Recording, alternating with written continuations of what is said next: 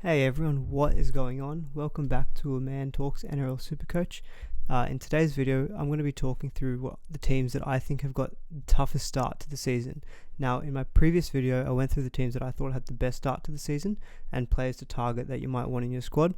Now, this isn't going to necessarily be players to avoid, but this is more just to give you some food for thought in terms of, realizing that some teams are going to have some pretty tough starts of the year. So, some of the attacking players that you might want to be thinking about, maybe you might have to think again. So, we'll just get into it. All right. So, the first three teams that I think have got a pretty tough start to the year, I'm going to be the Broncos, the Bulldogs, and the Sea Eagles. Now, the Broncos, we all know what kind of season they had last year. It was just absolutely disastrous. They ended up with the wooden spoon. I think it was in the final round that they ended up getting that. And it doesn't really start any better for them this year. They've got some off-season drama stuff that we'll touch on a little bit later as well. But just looking at that schedule, they've only really got one game in that six that I think is winnable, which is against the Bulldogs in round 3. But looking at every other game, Eels going to be tough. At least they're at home, but still the Eels are a pretty good side. The Titans away, the Titans have, loaded up this year, and I feel like the Titans are going to be winning in that game as well. Just after that Bulldogs game in round 3, though, we've got the Storm, the Rabbitohs, and the Panthers, and the Storm and Rabbitohs are both away. Now, the Panthers are at home, but the Panthers were the best team almost all year last year. So I feel like that would be a very tough game for them as well. So, looking at that 6-game stretch for the Broncos, I just don't see them winning more than one out of those. Now, in terms of the off-season stuff, obviously they've got a new coach in this year, which is hopefully going to, turn their fortunes around.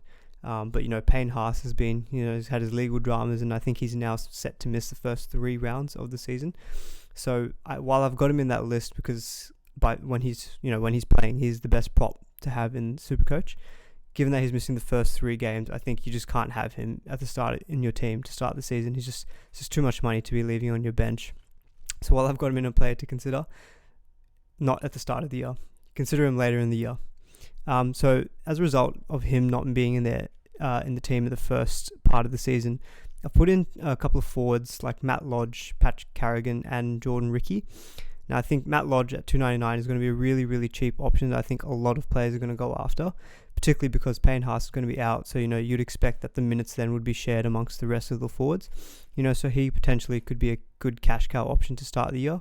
Pat Carrigan at $5.92, I think personally myself, I might not go there, but he did have a really good year last year. And, if he's going to be playing again a lot of really high minutes, I think he had a pretty good PPM, and so he could be a good option. But I guess part of the appeal of him last year was that he started out cheap, and he just ended up staying in most people's teams.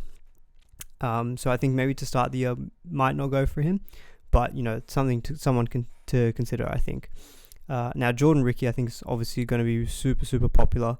I think people are just going to be waiting on the round 1 team list to see if he's going to be, in the starting forwards. If he is, I think he's going to be a certainty in my team at $278k. Kind of the same reason that I mentioned for Matt Lodge as well. I think with Payne Haas out, all the other forwards are going to have to step up. So you'd expect, a bit more minutes, a bit more tackling and defensive work for them. So I think, someone like Jordan Ricky at $278k is going to be a really, really good cash cow to start the season. Now, in terms of the attacking players of the Broncos, like looking at those 6 games, it's tough to see where the points will come for the Broncos. I think maybe the Bulldogs game, but really I can't really see anywhere else, that they're going to put up a lot of points. So I think really in terms of the backs, I only really thought of Tessie New as a consideration, and that's partly just because of his price. At $233k, he's not going to be eating up a lot of your budget, and I think he might have the starting fullback role, or he'll at least be on the wing. So given that he's going to be in his first 17 and he's a cheap player, I think he's fine to have in your starting squads, just to be a bit of a cash cow option to start the year. Now, Bulldogs, I think there's probably not too much to talk about with the Bulldogs, as you can probably see in my player considerations. So they've again got a pretty tough start to the year as well. I think it's a little bit softer than the Broncos draw, but still not ideal. I mean, in those first 6 games, they've got a game against the Panthers, the Rabbitohs, and the Storm. But I think those are going to be all pretty tough. Knights and Cowboys, potentially winnable for the Bulldogs. The Bulldogs did win up at Newcastle last year. The game, I think it was a bit of a downpour as well, so the conditions probably maybe went in their favour. And that Broncos game, it's a 50-50 to which of the two can win that game. Now, in terms of the players, I've got Jake Averillo at 331k. He had a decent year last year as well, and I think he's either going to be in the 5'8" or maybe a center role at the Bulldogs. And I think at 331k, he's not a bad shout, I think, to be putting in your centers. I think at the moment I've got him in my centers as well. So I think he's not a bad shout. I think in terms of other players, obviously Carl Flanagan's now gone to the Bulldogs. I think he's 500k plus. So I think given that their start to the year is pretty tough, I'm not sure if I'm going to have him in my starting halves. I think there are better options out there as well. He does have the goal kicking though, I guess, which does boost his appeal. But just looking at that tough start to the year, for me, I don't think I'll be going for Carl Flanagan. And to be honest, didn't really think of anyone else with the Bulldogs. I think you can get Jared Anderson, who's I think he's the old SuperCoach faithful, 173k dual position cheapie that you can just keep on your bench. So you can go for him as well, I guess. And then moving on to the Sea Eagles. So I think, again, they've got a pretty tough start in those first 4 games against the Roosters, Rabbitohs and the Panthers. They do have the Dragons though, which I think is going to be a winnable game for them as well. And it does soften up a little bit with the Warriors and the Titans. But I think overall, if you look at that 6-game stretch, it's a pretty tough start to the year for the Sea Eagles. But, they've got a few players who I think are going to be really, really popular. Obviously, Trbojevic, I think, is going to be in so many teams. Just looking at that price of 590k, he's the cheapest he's been in a long, long time. So I think even though, despite those tough games, you'd expect someone like Trbojevic to always be getting the points. So I think he'll probably be in my starting team, despite the tough start to the year as well. But maybe just lower your expectations potentially a little bit. Obviously, he's got the potential to score in any game, but with those tougher games, he might not be hitting those massive scores, but he'll tick along for you, I think, to start the year. Cherry Evans, obviously, I think was probably the second best performing halfback last year in SuperCoach. 570k, it's not a bad price, I think, but given that tough start to the year, I just don't know if he'll be the one that I'll go for in the halves. Andrew Davey at 337k, I think is going to be a really, really popular, cheap, mid-range second row option. I think he is predicted to be in the starting second row. And I think with the loss of Adam Fanua-Blake, that probably means that, the other forwards are going to all have to step up now, kind of take the share of his workload that they're going to miss. So I think he's going to be a really, really popular cash cow option to start the year as well. So I think, again, with forwards, it's less dependent, I think, on how tough the opponent is, because they're kind of relying more on base stats. So I think he'd be a good option. I think I'll get him in my starting lineup when I start the year. And Jason Saab, I've got there at 233k. So he's, I think, predicted to be on one of the wings for Manly. So I think, again, cheap price, starting 17, is good to have at the start of the year, just for a bit of a cash cow option.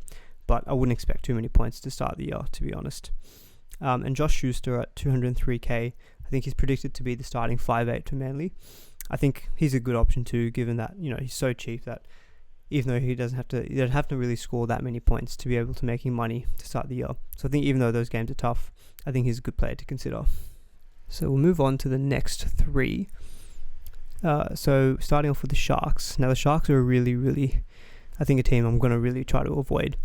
The loss of Sean Johnson for I think the first 7 to 8 rounds just makes the Sharks just not appealing to me as a team I'd want to be getting players from. I think there's really only a couple of players that I would consider, given that they've got the Raiders, Eels and Roosters all in the first 6 games. They do have a bit of some easier games with Dragons and Cowboys, potentially the Knights as well, depending how they go, but obviously the Knights are really inconsistent, so it's tough to kind of predict any game with them. Obviously Matt Moylan at 254k, I think he's going to be really, really popular, just given that he's in the past he's been able to average I think 60 plus, but for me he's just, given that those tough games and I think his injury history, I'm just not sure if he's going to be one that I'm going to go for. And another one I've got there is Connor Tracy at 258k. So I think he's predicted to either be the fullback or the 5'8". We're not quite sure yet. We'll have to look at the round 1 team lists. But I think he does have the dual flexibility of being a 5'8" or a halfback in SuperCoach, which is pretty handy. So I think 258k, he could be your bench half or 5'8" option. But yeah, again, wouldn't be expecting so many points, looking at that there's 3 tough games in there. But, there are 3 games in there that potentially are winnable as well.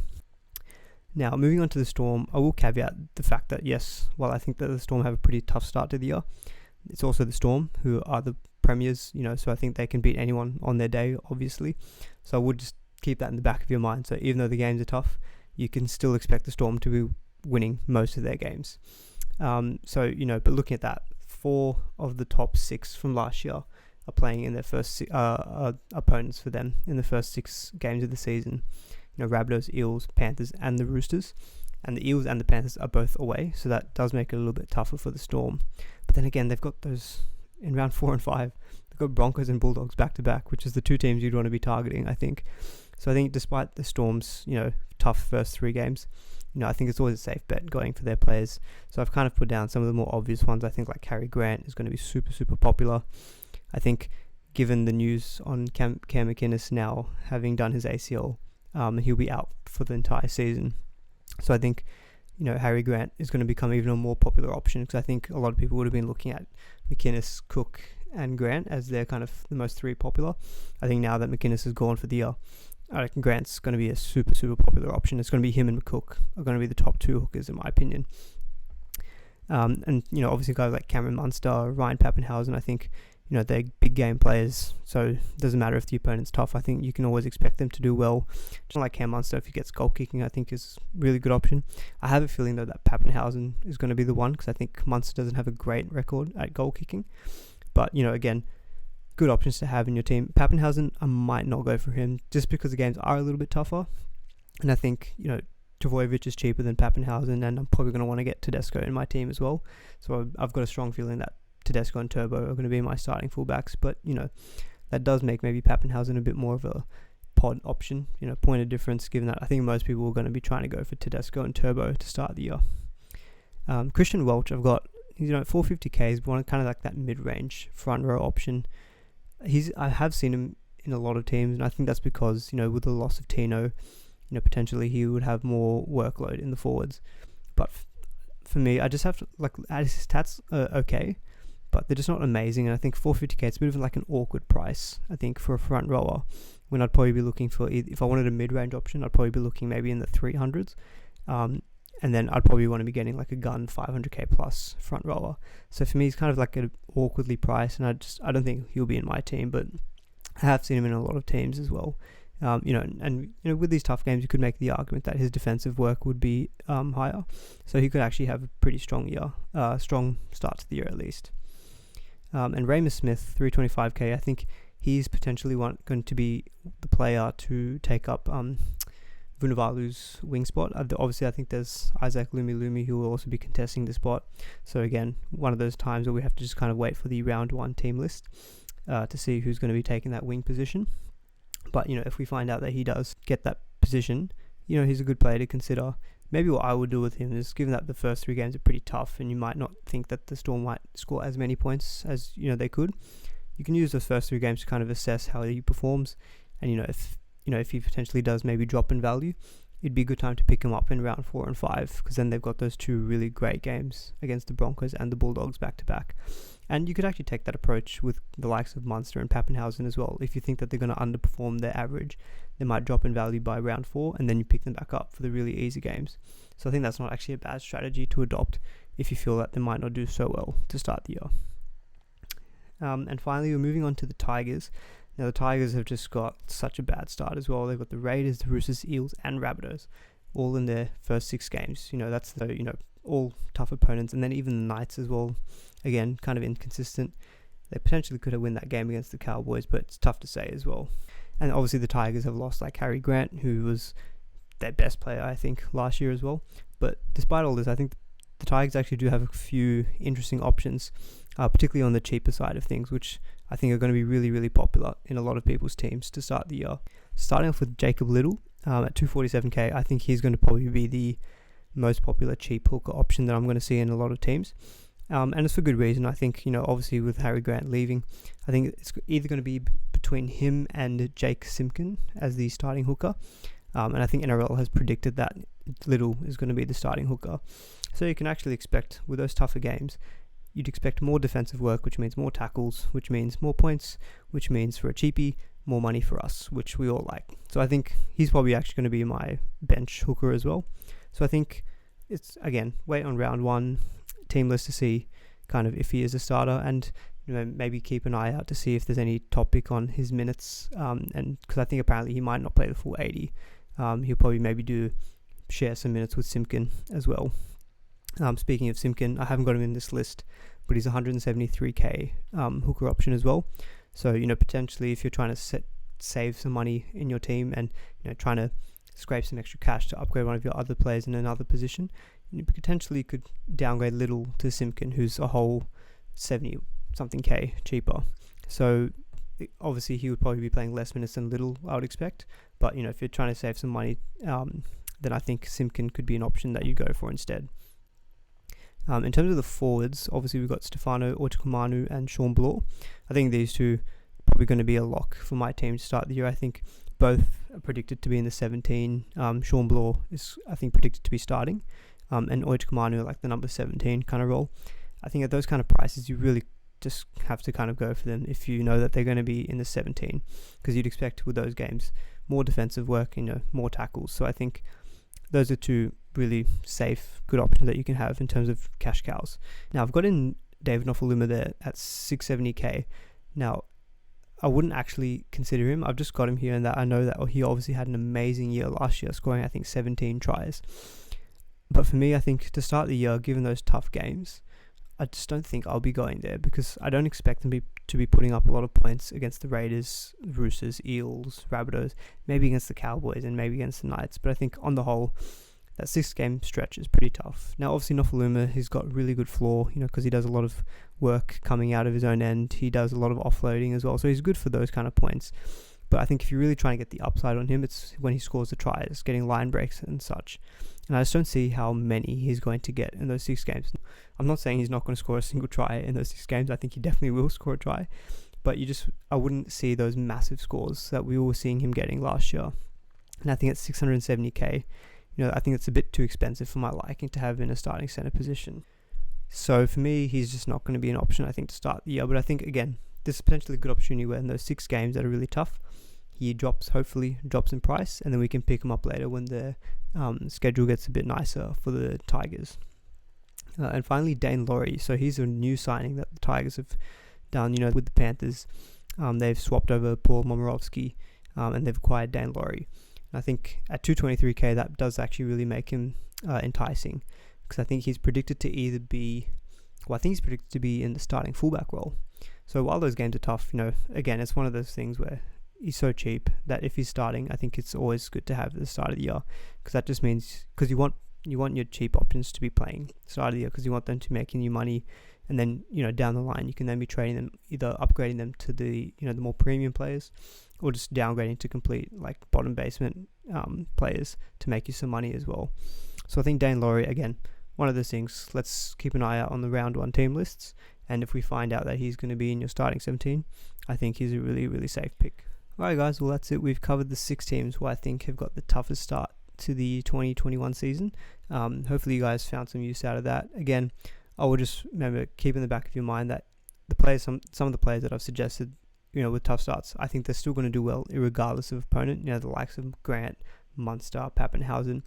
But there's just going to be some other players like Nofaluma, who potentially might not do as well, given that their style of play, their points are based on attacking output, and they just might not get that against, teams which have got better defenses, like the guys in the top 6 of last year. If you haven't seen my previous video, I went through the 10 teams that had good starts of the year, or the 10 teams that I thought, in my opinion, had good starts of the year. You can check out that video as well. But until then, I'll see you guys in the next video.